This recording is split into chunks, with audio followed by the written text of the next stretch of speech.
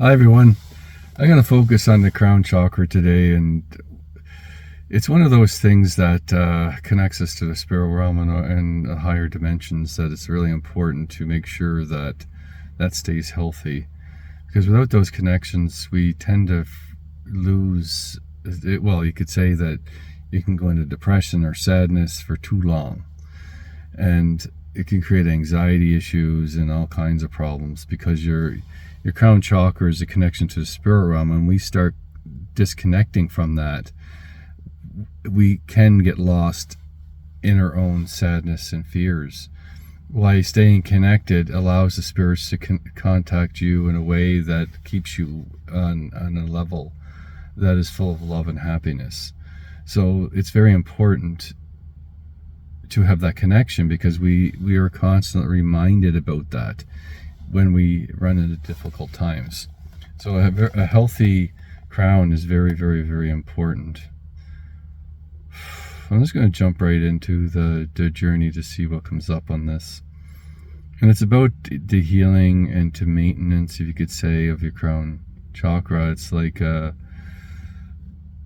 upkeep. This is what a lot of my journeys are basing. It's not simply just, it's the understanding of the workings of it, but it's also how to keep it healthy. And that's the focus I want to do, because we all need work on ourselves all the time, and we don't do it very often. So taking your spiritual and physical body and breaking it up into sections actually makes it easier to heal one part of yourself at a time, even though each chakra has a very, very complex, infinite aspect to it.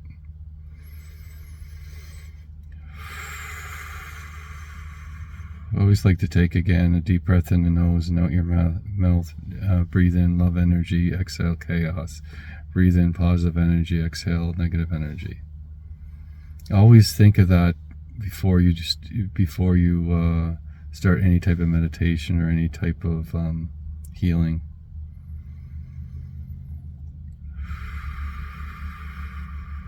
You do a couple exaggerated breaths, and then you go into the quiet breath.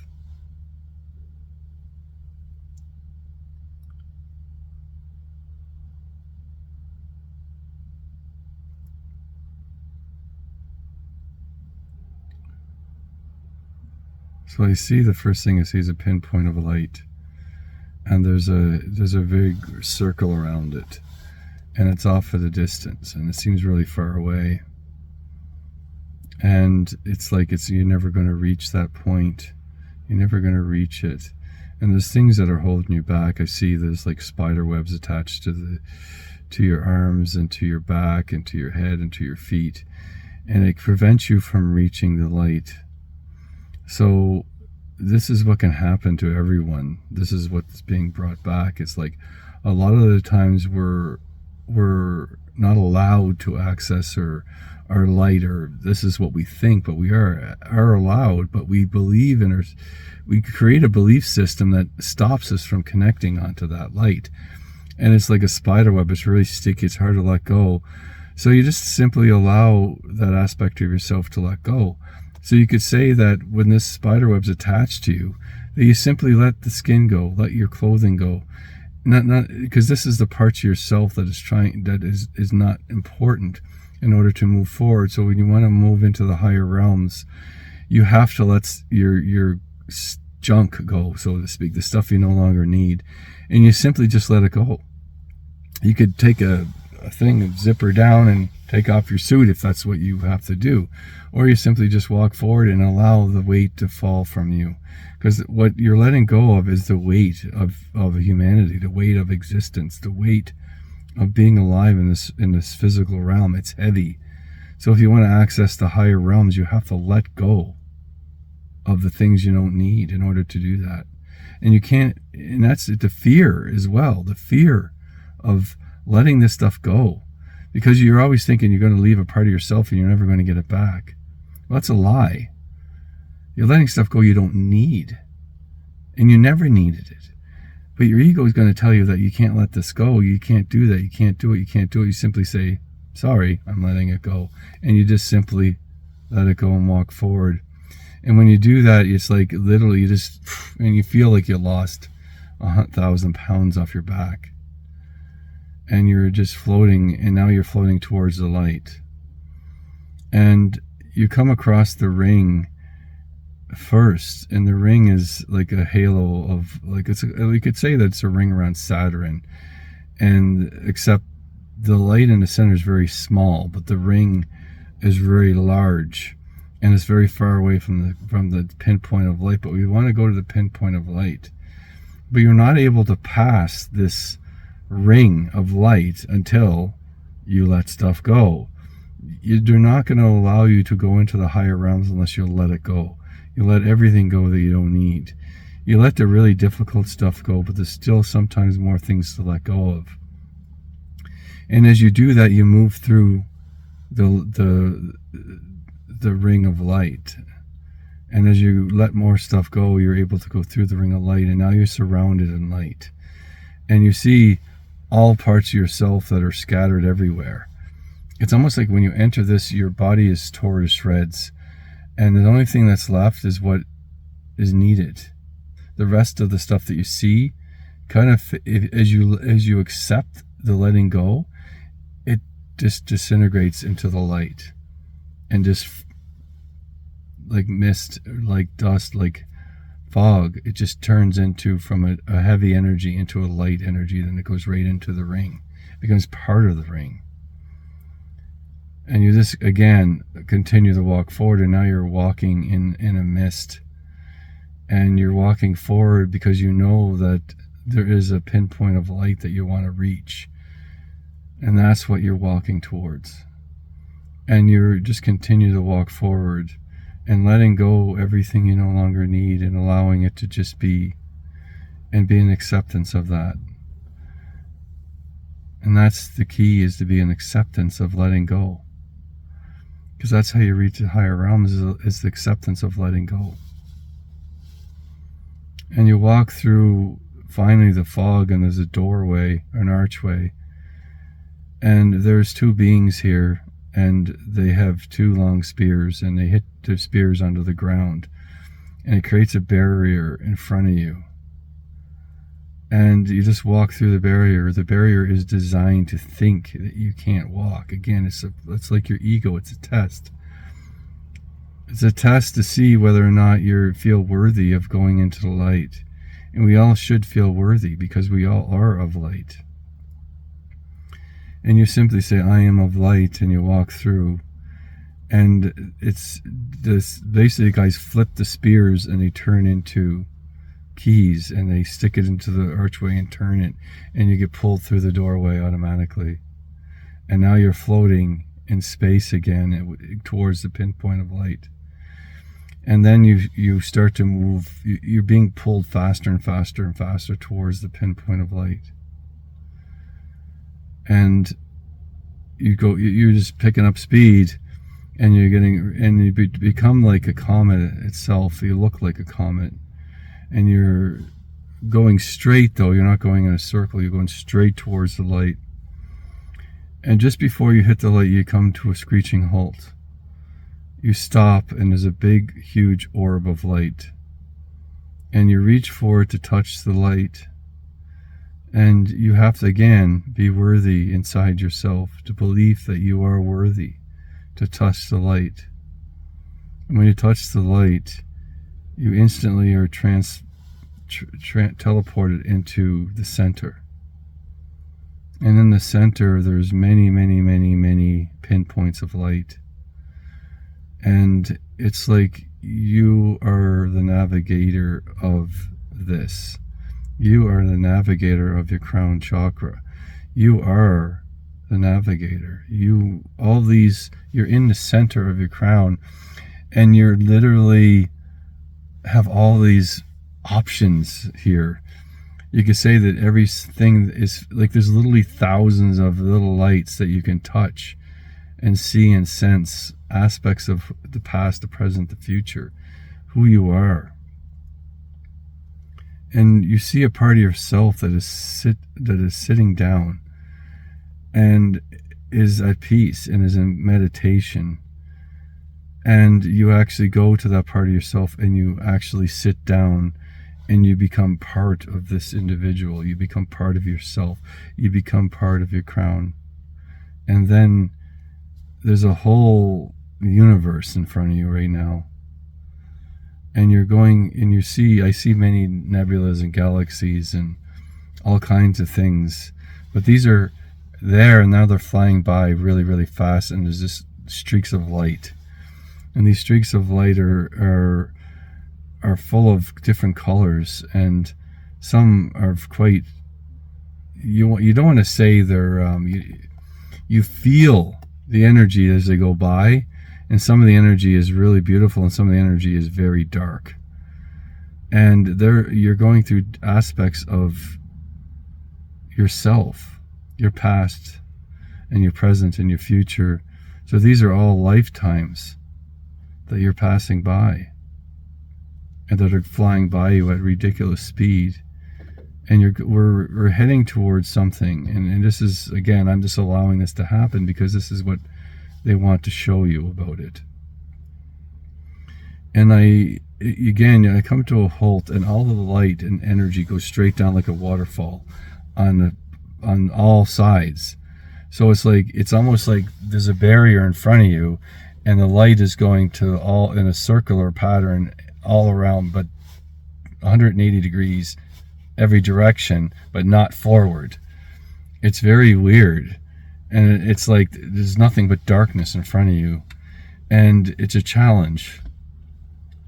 And you walk I need to walk forward, but there's nothing there.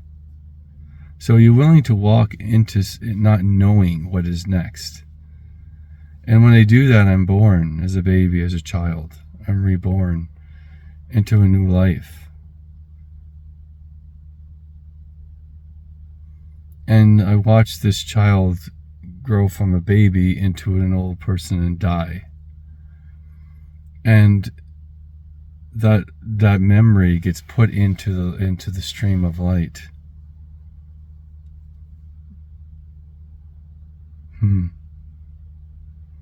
It's, in a way, it's just showing me how insignificant a lifetime is. It's not that it's insignificant. They're trying to show me, like, you could literally walk through a doorway and you will live a whole lifetime, and you live and die within a split second. So now I see trillions of lives you're living simultaneously. And that, again, it's pulled into one lifetime and sent into the light. The vastness of who and what we are is like a universe in itself. This is why the universe is so vast, is because they want to show the vastness of each and every soul on this planet. That everything is so vast, but it's also a representation of yourself, because you could say that every single individual has a universe within themselves, and that represents who they are. This is a really good scale to show you how extraordinary you are, that every person is like its own universe. And how long would it take you to explore that universe? Well, that's how extraordinary your soul is that how long would it take you to understand every aspect of every lifetime and your existence from the beginning to the end, if there even was a beginning? We're not able to understand that, because now when I look here, and now I'm in a room, like it's kind of like an auditorium, and there's all kinds of these orbs everywhere, and every orb is a lifetime and an experience. But you touch that orb, and there's trillions of experiences and realities inside of each orb. It's so ridiculously vast that our minds aren't really capable of understanding why. And you could say this is from 1950, and this is from 4000 BC, and then it's like, and this is from the different part of the galaxy, and this is from Earth.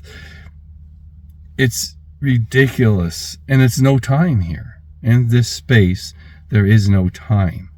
I can choose to go into a memory or into an existence, born in, live and die, at any time in history. and anywhere in my universe. So this is what they're trying to explain to you, what your crown is about. It's about connecting onto the infinite universe of yourself. And to give you a slight understanding about how ridiculously amazing each individual is. In a healthy crown, you need to let go of the things you don't need and visualize yourself connecting onto that part of yourself that is in control of everything, of the connections. And that meditative part of yourself is a constant meditation. And you need to let go and connect onto that part of yourself, because that is important to have a healthy crown. I've already done that, and you can do this exercise as it is you. That you are the person that is in the center that you connect to, and you let go of the things you can so you can connect onto that part of yourself.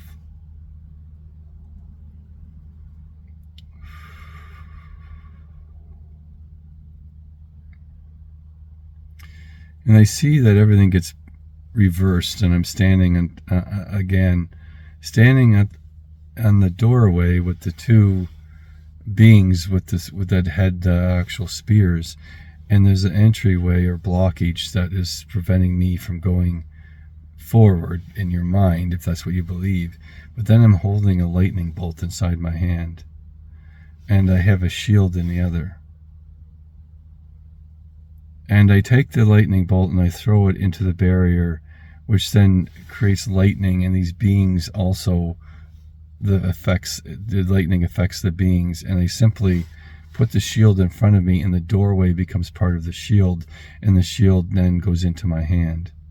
And now there is no barrier. There's just you connected onto the infinite universe. It's important that you take these steps, because once you get through and become part of yourself, you no longer need the doorway anymore. You no longer need the guardians, because now you are the guardian, and you are the key to accessing your crown at all times. And there's nothing stopping you from going forward anymore. The rings are gone. All there is an orb above your head that is like, it has many, many, many, many, many branches, and you're in the center, and you're in control of the branches. You're in control of the past, present, and future. You are one with everything. You are one with God. And you can actually go into when you're being born. You can go into when you're dying, and you can go anywhere in between.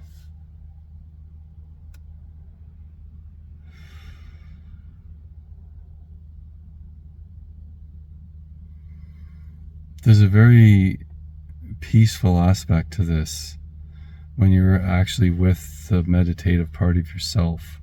When you become part of that, you start to see everything.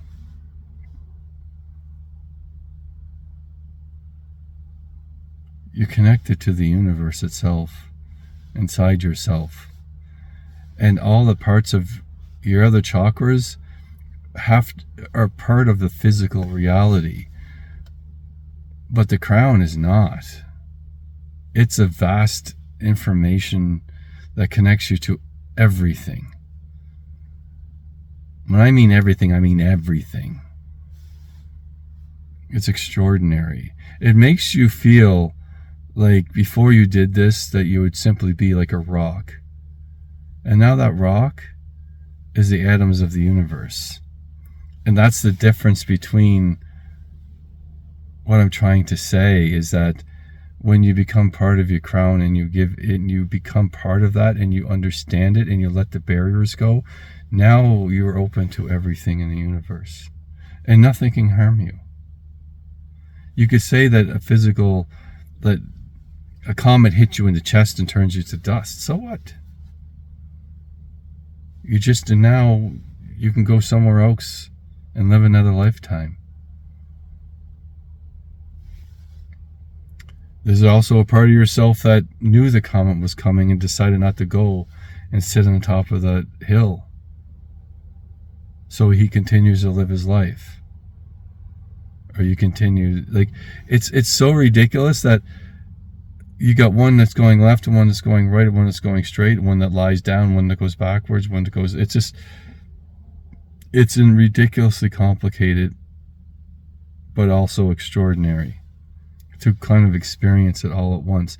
When you become part with your crown, there's no barriers anymore. It's unlimited access to everything.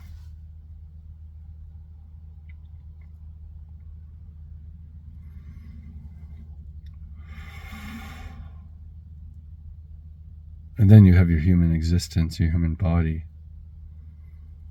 And all this knowledge, all this wisdom, has to be funneled down into a pinpoint of light.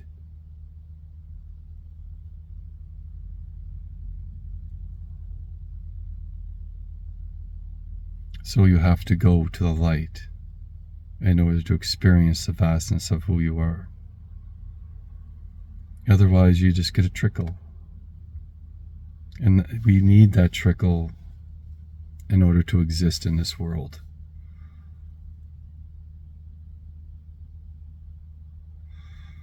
Thank you very much, and that's what was shared with you with the crown chakra. It's pretty interesting. You never know what you're going to get.